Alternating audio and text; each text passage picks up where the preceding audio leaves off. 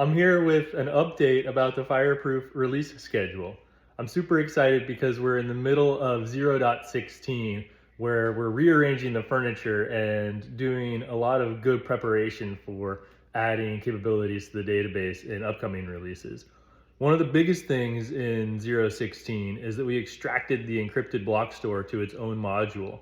This means that any immutable CRDT can use Fireproof's encrypted block store and get access to all the Fireproof connectors, etc.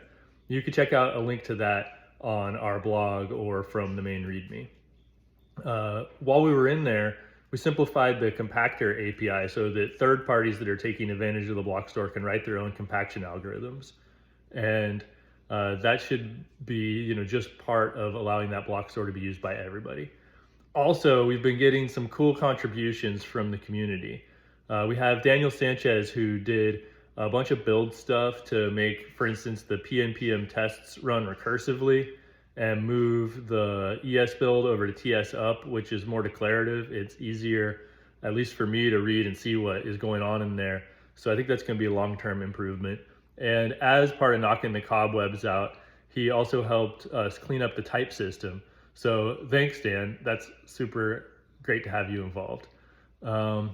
I also had awesome contributions from Drew Sony, who has been working on real hard problems like the PartyKit storage module.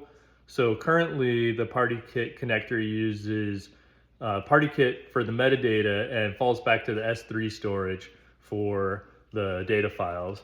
But Drew is making it so it works fully with PartyKit, and that's going to make the whole thing easier for people to run apps all inside their PartyKit account.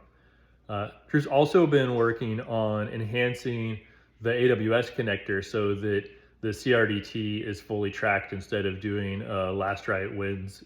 That involves moving CRDT tracking from S3 to DynamoDB and writing a Lambda endpoint that manages the DynamoDB data. All that work is done, and so I'll be getting into the merge on that in the next few days.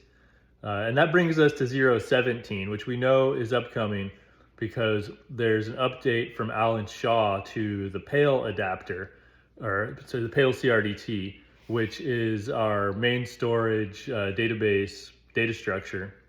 And the update adds batch put so that multiple records can be written in a single transaction.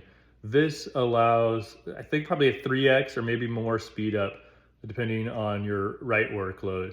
And so the code for integrating that is about half done. I'll be getting into the rest of it over the next few days also.